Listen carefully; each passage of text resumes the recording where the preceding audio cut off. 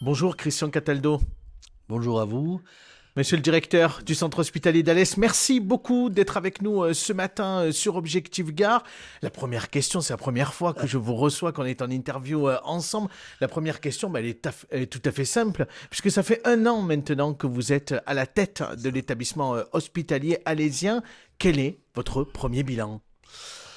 Écoutez, le premier bilan est un bilan pour le moment positif. L'hôpital d'Alès avance plutôt bien. Alors je rappellerai juste que je travaille aussi, que je suis directeur de l'hôpital de Ponteille, qui est important pour le territoire aussi de l'arrière-pays des Cévennes. On a eu l'occasion d'en parler sur Objectif Gare, vous avez raison d'en parler. On parlera aussi de ce qui se passe là-bas.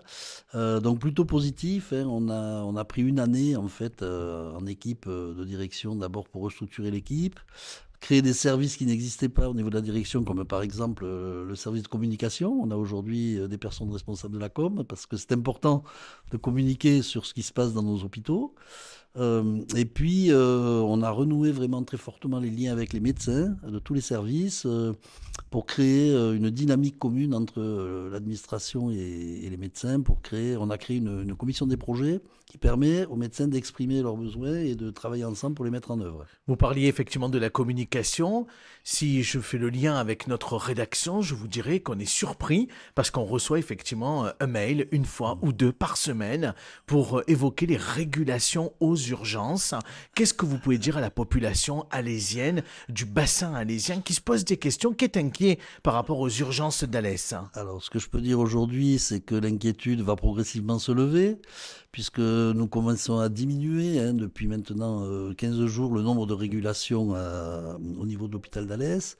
Tout simplement, ce qui manquait dans l'hôpital, c'était les médecins pour faire tourner les urgences. Et en même temps, pour recruter des médecins, il fallait que l'hôpital se porte mieux dans les autres services pour pouvoir donner ce qu'on appelle de l'aval aux urgences, pour éviter que des brancards restent dans les couloirs, les conditions de travail des urgentistes soient meilleures. C'est ce qu'aujourd'hui on est en train de faire. Et ça fonctionne puisqu'il y a des recrutements de nouveaux médecins, oui, pour assumer ensuite effectivement les besoins aux urgences. Oui, alors on a d'abord recruté dans les services hors les urgences pour réouvrir des lits. Il y avait quand même plus de 60 lits fermés dans l'établissement, qui vont réouvrir avant l'été, avec en plus des nouveaux services qui avaient fermé, comme la pneumologie, qu'on réouvre. Et du coup, on s'aperçoit que les médecins qui viennent faire des essais chez nous commencent à rester, puisqu'on est passé en 1 an d'une quinzaine de médecins à quasiment 21 aujourd'hui.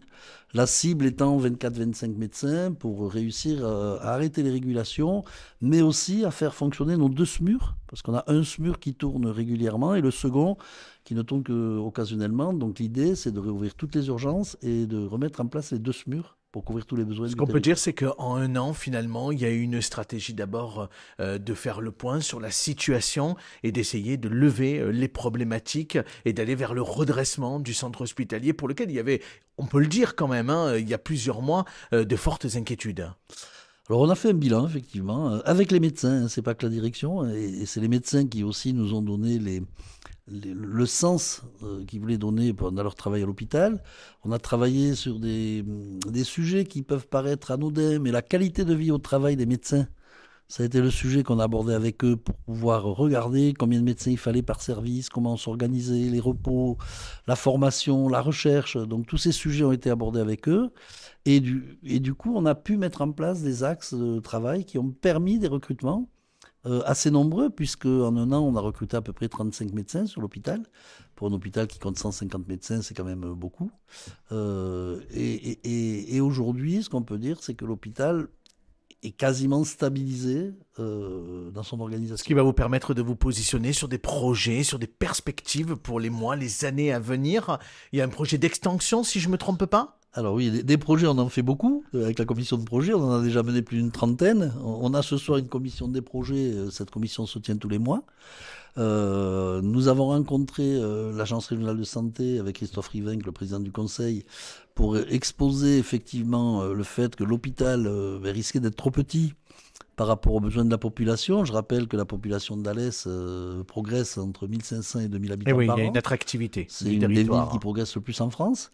Et que l'hôpital, lorsqu'on a retrouvé tous les médecins, aura du mal à absorber ce flux.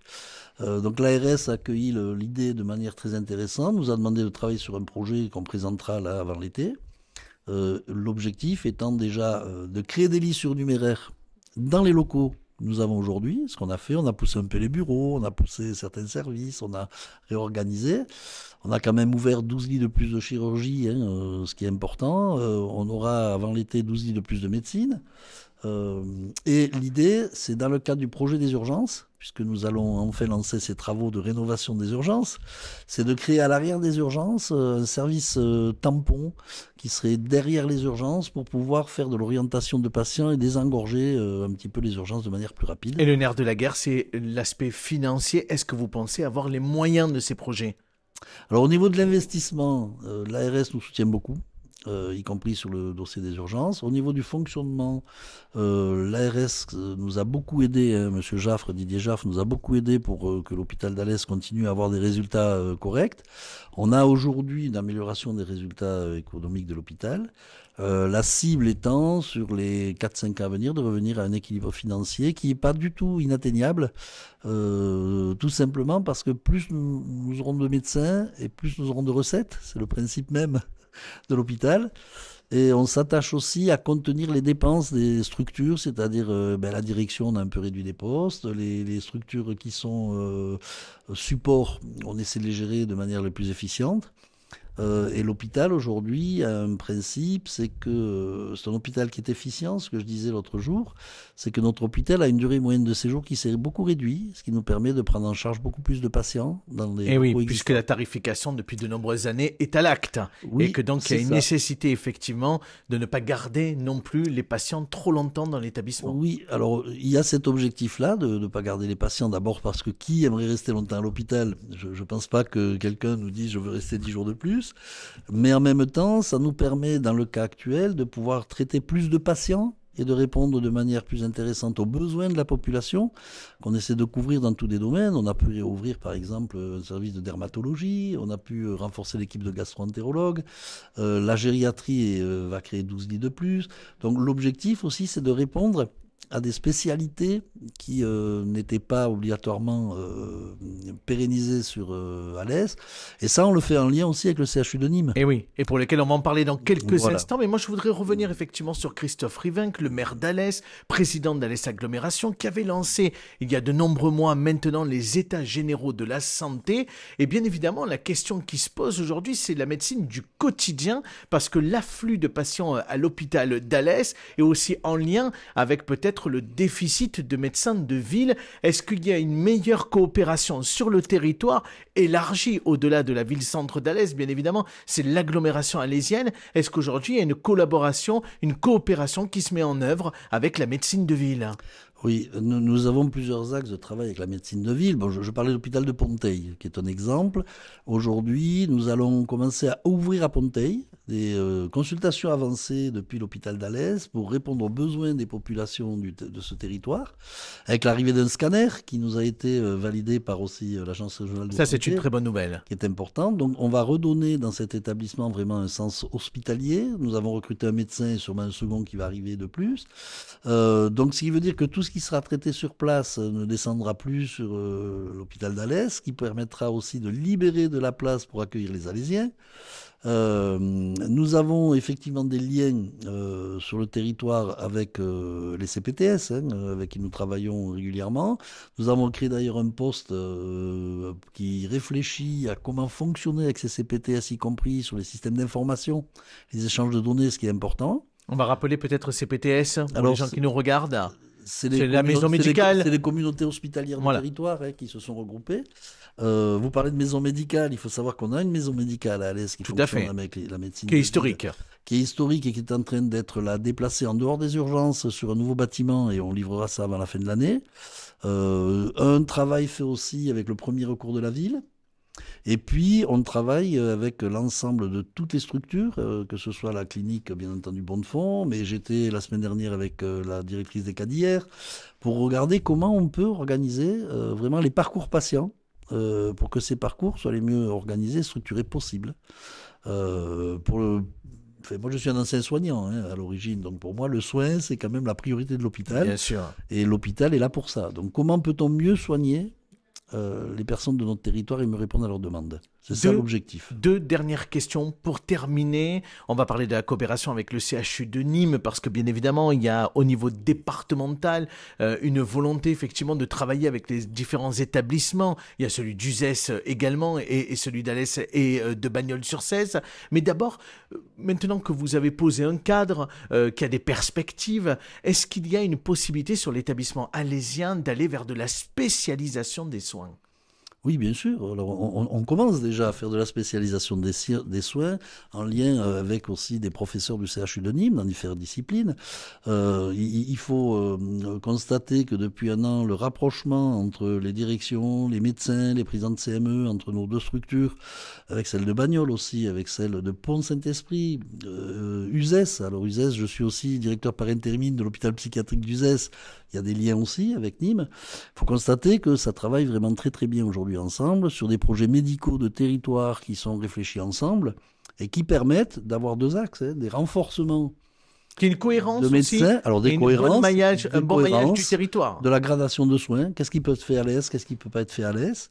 Un exemple, vous parliez des urgences, un exemple très important, c'est qu'on a créé une équipe de territoire des urgentistes entre l'hôpital de Bagnols, d'Alès et de Nîmes pour avoir des recrutements et une organisation territoriale qui commence à porter ses fruits, je le disais tout à l'heure.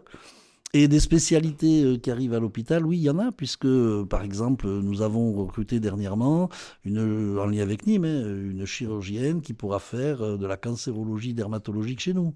On a développé l'activité d'hématologie avec Nîmes. Donc, toutes ces spécialités-là sont des spécialités qui... la douleur, on va développer un projet sur la douleur, qui arrive à Alès maintenant Bien sûr. Et qui permettent aux Alésiennes de rester sur place. C'est ce que j'allais dire, ça simplifie la vie des familles aussi.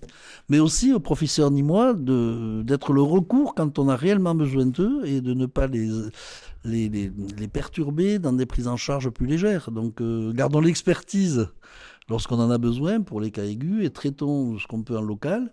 C'est d'ailleurs le projet qu'on défend sur ce territoire, vraiment dans un esprit de groupement public. C'est-à-dire que l'organisation... Sur le département, que ça ne soit pas uniquement qu'une question financière, parce qu'on sait qu'il y a déjà un groupement départemental pour l'achat qui existe, mais que ça ne soit pas effectivement qu'un aspect financier, que ça soit vraiment un aspect médical. Je crois que Michel Prudhomme, qui est président de la commission médicale du CHU de Nîmes, est très porteur sur le sujet depuis des années. Oui, on travaille très très bien avec Michel Prudhomme et l'objectif, c'est vraiment d'avoir un groupement hospitalier de territoire qui existe. Je rappelle que ces GHT, comme on dit, ont été créés pour justement travailler sur la prise en charge en priorité des patients.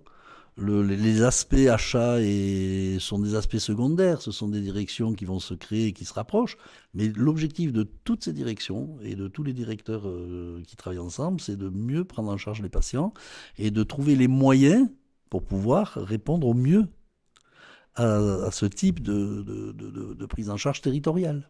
Merci beaucoup, Christian Cataldo, d'avoir été avec nous. Vous êtes le directeur du centre hospitalier d'Alès. On était ravis de vous avoir ce matin dans notre rendez-vous sur Objectif Gare. Et merci beaucoup pour votre accueil.